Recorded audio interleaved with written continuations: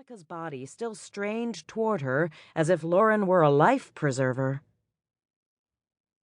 Tucked into the far corner of the building, the periodicals section was arranged around a cozy grouping of armchairs and couches, and in the middle of it all stood Lauren and a stranger. Not a new librarian, though. This stranger had a beard and dark hair and a plaid tie and a hot, lean body that immediately dried Veronica's mouth to ash. The royal blue heel of Veronica's leather half-boot caught on the weave of the industrial carpet and jerked her to a halt. She lurched forward, catching herself on a shelf of autobiographies before she could hit the floor. "Oh, God," she breathed, bent over and staring at the carpet.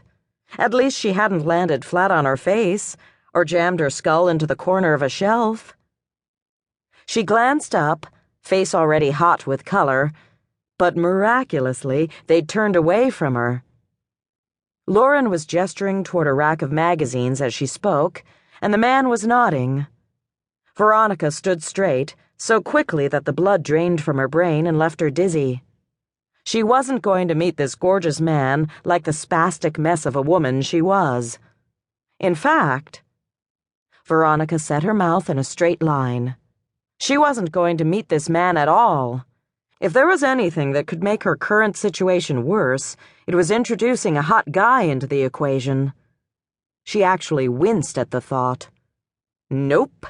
She was going to be cool, ignore the way his wavy black hair flopped onto his forehead when he laughed at Lauren, and pretend his trimmed beard didn't make Veronica want to pet his face. Hoping to stay half hidden in the stacks, she waited for Lauren to turn in her direction. When that didn't happen, she waved a hand, hoping she was at least in Lauren's peripheral vision. If she could just get her friend's attention and lure her away from this bearded wonder. But of course, he was the one who turned toward Veronica. As his gaze rose toward her, she slapped her waving hand to her head and pretended she was only smoothing down her hair as she stepped forward. She kept her eyes off him and locked on Lauren, and her friend finally noticed her. "Oh, my God!" Lauren cried out, in the hushed tone she used only at work.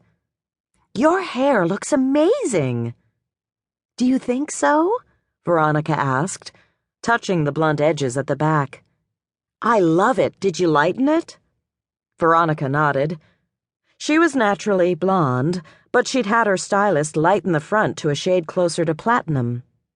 She'd been worried it had been another big mistake, spending the last of her savings on such a frivolous expense. "I did it for tonight," she said. "Good idea. You're going to blow them away." Veronica shook her head and tried to ignore the fact that hot guy was watching her with a friendly smile. "Do you have a minute, Lauren?" she asked. "If you're too busy, I can come back later." "Sure, I have a minute. This is Gabe, by the way, Gabe MacKenzie, the latest addition to our little library. Gabe, this is Veronica Chandler." He really was a librarian. Wow! He reached out a hand, so Veronica had no choice but to take it. His hand was warm and strong and rough at the edges, as if he built the shelves he later stocked with books. "Nice to meet you," he said, his voice pleasantly rough along the edges, too. Veronica didn't want to know any of that about him.